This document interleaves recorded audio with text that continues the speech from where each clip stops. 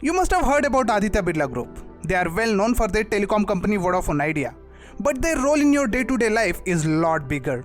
From being part of every second can in the world to making your car wheels safer. From managing your money to helping trains move. From connecting people over the calls to building homes.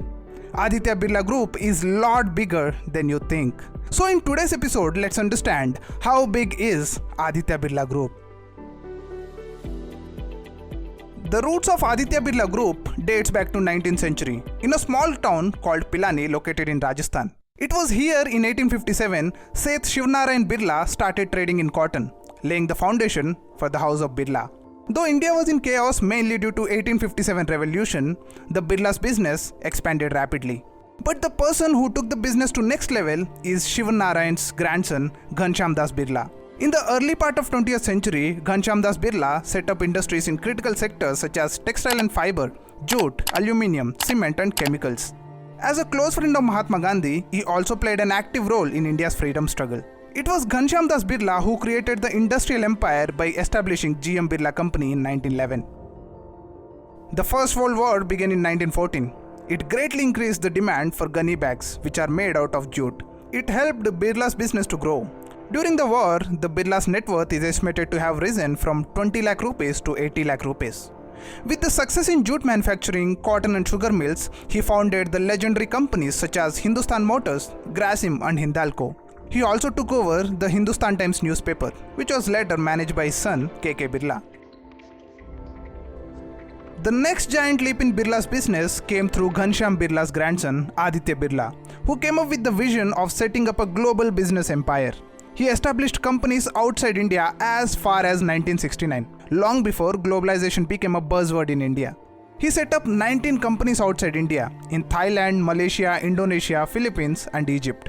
Under his leadership, his companies rose to be the world's largest producer of viscose staple fiber, the largest refiner of palm oil, third largest producer of insulators and the sixth largest producer of carbon black. Aditya Birla Group is also the largest producer of aluminium in the private sector and the only producer of linen in the textile industry in India. One thing I want to clarify here is that Birla family is big. The grandsons and the great-grandsons of founder Shivnarayan Birla formed their own business houses. One of them is Aditya Birla Group, named after Aditya Birla. Now when you hear the word Birla A1 Cement, it is not the product of Aditya Birla Group. It is produced by C.K. Birla Group. Coming back to the story, after the death of Aditya Birla, his son Kumar Birla took over as a chairman of the group in 1995 at the age of 28. As a chairman, Mr. Birla has taken the Aditya Birla Group in the direction of growth. He accelerated the growth, fabricated the meritocracy and improved partners' esteem. Also, he has raised the group's turnover from $2 billion in 1995 to $46 billion in 2020. He has made more than 40 acquisitions in 20 years in India and all around the world, the most by any Indian multinational corporation. Today, Aditya Birla Group is a diversified conglomerate with its presence in various sectors like fashion, financial services, metal and mining, telecom, textiles and more. Aditya Birla Group has presence in 36 countries, has 130 state-of-the-art manufacturing facilities, 140,000 plus employees of 100 nationalities. They are leaders in many businesses they operate in. Aditya Birla Group is so big that there are 32 companies in Aditya Birla Group and 6 of them are publicly listed. And the 7th company, Aditya Birla AMC, recently completed its IPO. Let's start with the most noticeable and at the same time most problematic brand from Aditya Birla Group, Vodaphone Idea. Vodaphone Idea is the third largest telecom company in India with 27 crore subscribers and it is the world's 10th largest telecom company.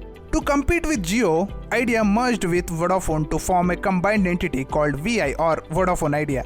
But the merger didn't help and the company became debt-ridden. As of March 31st, 2021, total debt of Vodafone Idea stood at 1,80,000 crores, which is not a small amount. What makes VI's case unique is that 81% of the debt is owed to Indian government. VI is making huge losses, which puts the company's solvency in question. VI failed to attract investors and the promoters are reluctant to bring in more capital. On August 4, 2021, Kumar Birla resigned as a non-executive director and chairman of Vodafone Idea, and the company's future hangs in balance. Next, we should talk about metal business, especially Hindalco Limited. Hindalco Industries Limited is the metal flagship company of Aditya Birla Group. Hindalco is the industry leader in aluminium and copper production. Today, Hindalco ranks among the global aluminum majors as the integrated producer and has presence in 9 countries outside India and has an employee base of 37,000 people. This was achieved in part by expansion through mergers and acquisitions with the companies such as Indal and Birla Copper. But by far, the biggest acquisition of Hindalco is the acquisition of Novelis in 2007. Novelis is the world leader in rolled aluminium, which is used in products such as beverage cans, automobiles, architecture, and consumer electronics. The landmark acquisition of Novelis placed Hindalco's footprint across the globe, and Hindalco is the world's largest aluminium company by revenue. Hindalco also operates in aerospace and defense business through their subsidiary Hindalco Allmex Aerospace Limited. They supply defense-grade aluminium for prestigious Indian space missions such as Chandrayaan and many other PSLV, GSLV launches. Not only that, a large share of copper requirements of Indian Railway is fulfilled by Birla Copper. Hindalco aluminium is used to make cover glasses for smartphones, and every second can in the world is made using Hindalco aluminium. Next is Grasim Industries. Grasim Industries Limited is the flagship company of Aditya Birla Group. It started as a textile manufacturer in 1947, but today it is India's #1 producer of viscose staple fiber or VSF. VSF is a biodegradable fiber that is fast emerging as an eco-friendly alternative to cotton. Grasim Industries also provide fabrics for the textile industry. They own famous linen brand Linen Club. Aditya Birla's textile business is huge. 13 subsidiaries of Aditya Birla Group operate in this business, mostly spread across Asian countries. Apart from textiles, they make insulators used in electricity transmission. They also make industrial chemicals and fertilizers. They are India's 8th largest producer of urea. Aditya Birla Insulators is India's largest and world's 4th largest manufacturer of high voltage porcelain insulators. They supply to Indian Railway. All these products are exported to over 58 countries worldwide. Grasim Industries has 3 subsidiaries. First one is Ultratech Cement. We all know how popular it is. Ultratech Cement is India's largest and world's 3rd largest cement producers. One of the reasons for its size is the acquisitions it made over the years. In 2003, they acquired the cement business of L&T. In fact, they have 10% share in L&T Limited. Not only that, they acquired Binani Cement, Century Cement and Jay Prakash Associates. Apart from cement, they make waterproofing products, ready-made concrete, white cement, etc. Its operations are spread across India, UAE, Bahrain and Sri Lanka. The second subsidiary of Grasim Industries is Aditya Birla Capital Limited. They provide a wide range of financial services which includes insurance, investment advisory, portfolio management, housing finance, personal finance and more. They have 21,000 employees spread across India. The subsidiaries of Aditya Birla Capital have a nationwide reach with 850 plus branches and more than 2 lakh agents and banking partners. They are also the 4th largest asset management company in India. The third subsidiary of Grasim Industries is Aditya Birla Renewables, which mainly concentrates on solar energy. Next is Aditya Birla Fashion. It handles the fashion retailing business of Aditya Birla Group. It owns some of the most popular brands such as Van Heusen, Louis Philippe, Allen Solly and Peter England. These are not some small brands.